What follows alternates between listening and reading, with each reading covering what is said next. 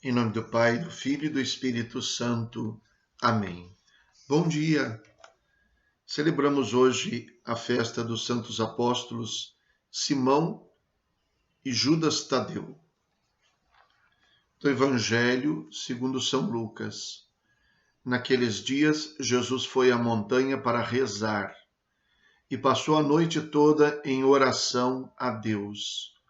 Ao amanhecer, chamou seus discípulos e escolheu 12 dentre eles, aos quais deu o nome de apóstolos. Simão, a quem impôs o nome de Pedro, e seu irmão André, Tiago e João, Filipe e Bartolomeu, Mateus e Tomé, Tiago, filho de Alfeu, e Simão, chamado Zelota, Judas, filho de Tiago, e Judas Iscariotes, aquele que se tornou traidor. Jesus desceu da montanha com eles e parou num lugar plano. Ali estavam muitos dos seus discípulos e grande multidão de gente de toda a Judéia e de Jerusalém, do litoral de Tiro e Sidônia. Vieram para ouvir Jesus e serem curados de suas doenças.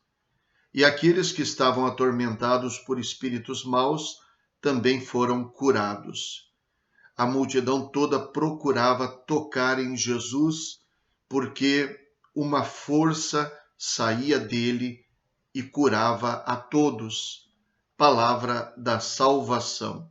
Glória a vós, Senhor.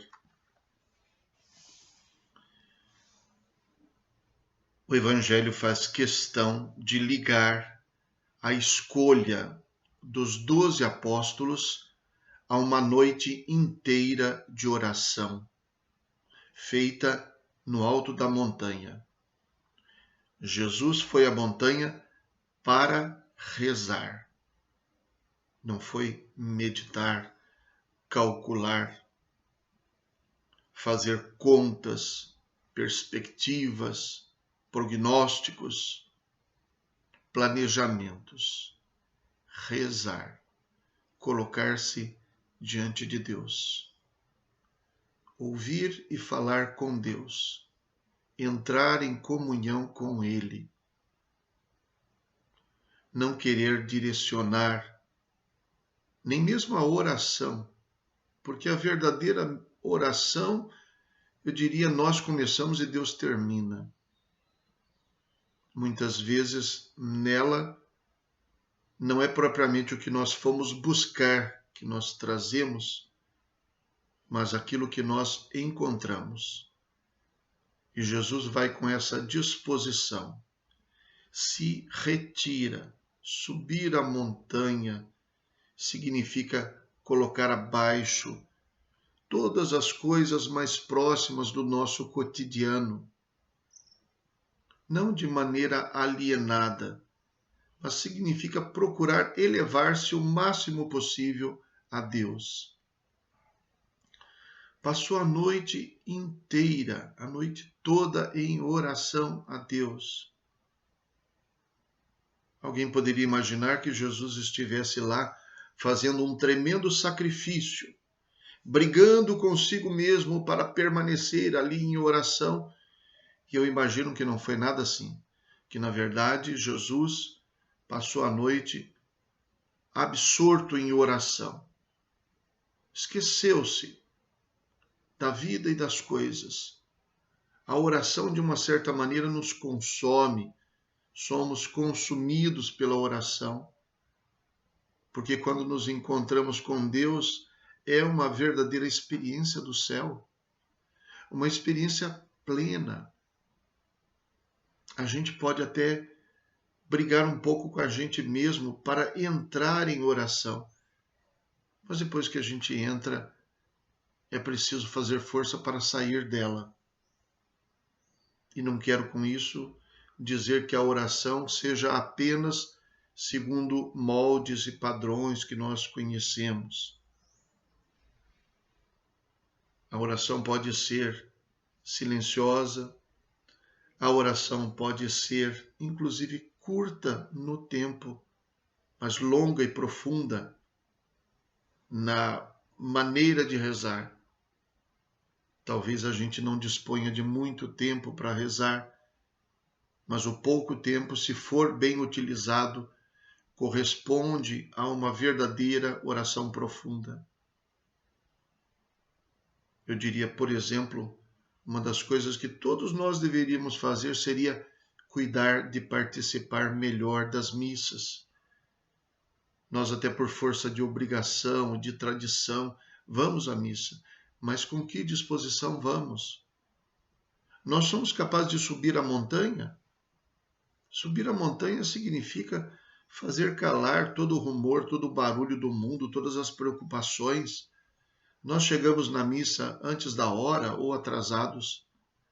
Chegamos correndo? Com que disposição chegamos?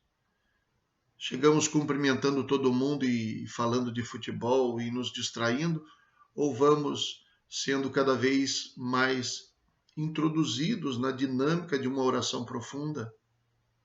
Colocamos a nossa atenção, sobretudo na palavra de Deus que é proclamada lá na frente, com todo o silêncio profundo, com todo o recolhimento, com todo o acompanhamento, o acatamento, como as multidões que vieram de longe para ouvir Jesus.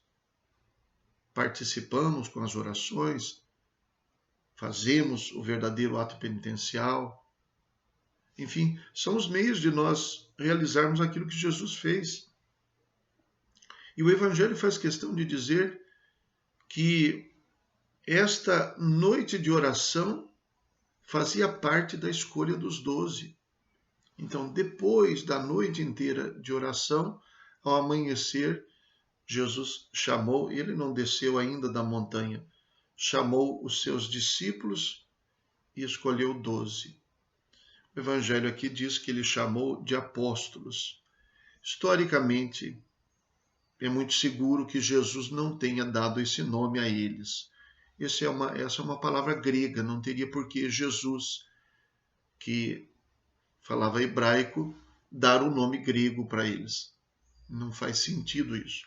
Se sabe que esse nome se tornou verdadeiramente assumido depois da ressurreição de Jesus, no tempo apostólico, no tempo dos Atos dos Apóstolos.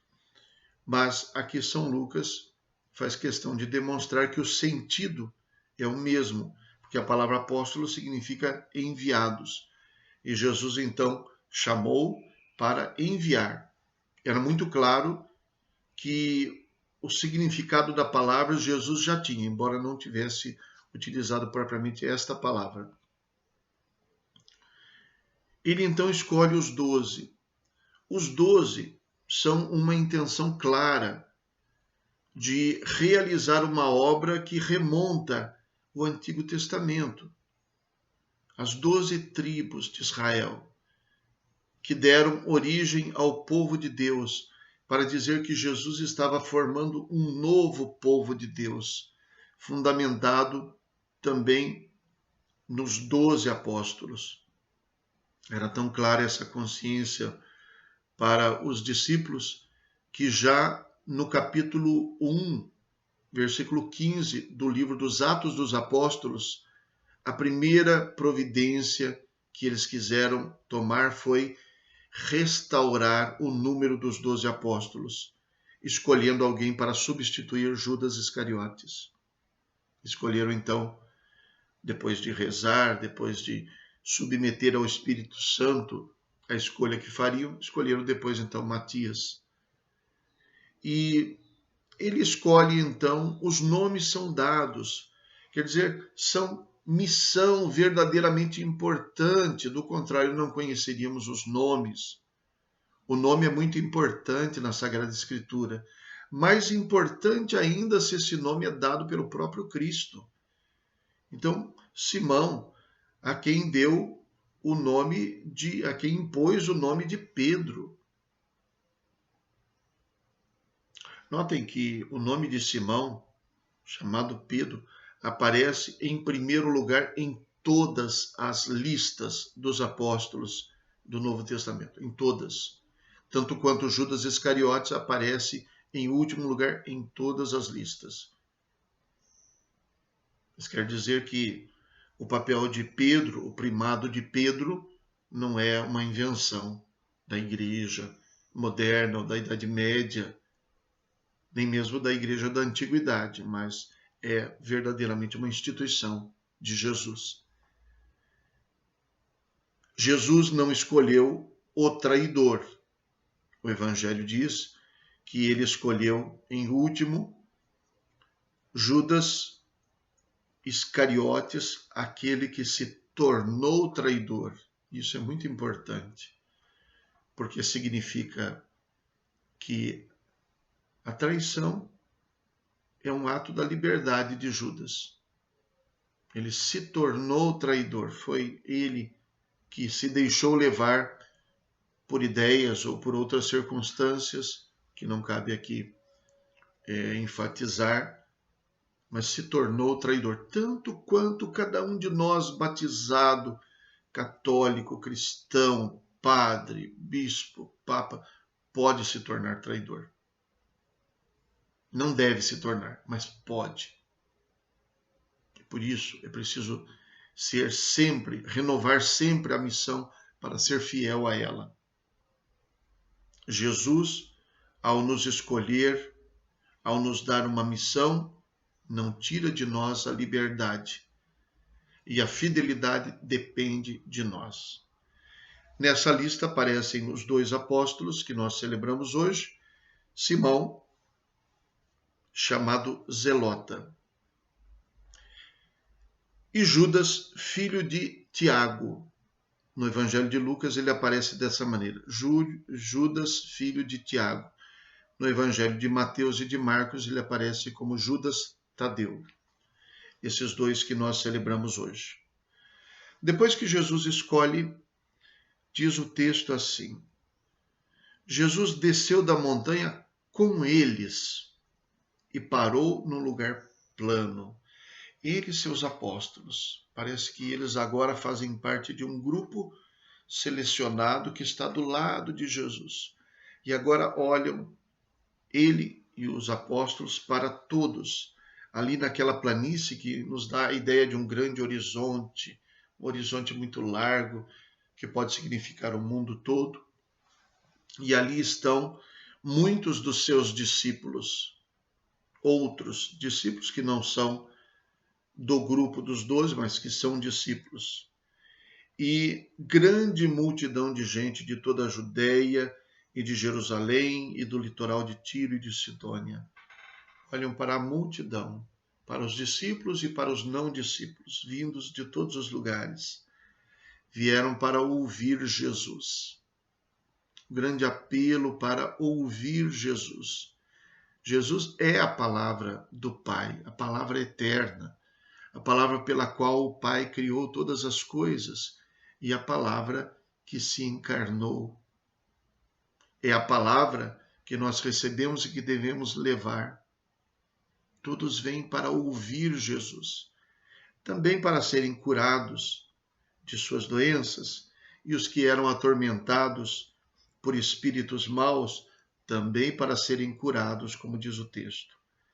E destaco, a multidão vinha para ouvir Jesus e outra coisa, a multidão toda procurava tocar em Jesus, fazer experiência íntima de sua pessoa, sua palavra e sua pessoa.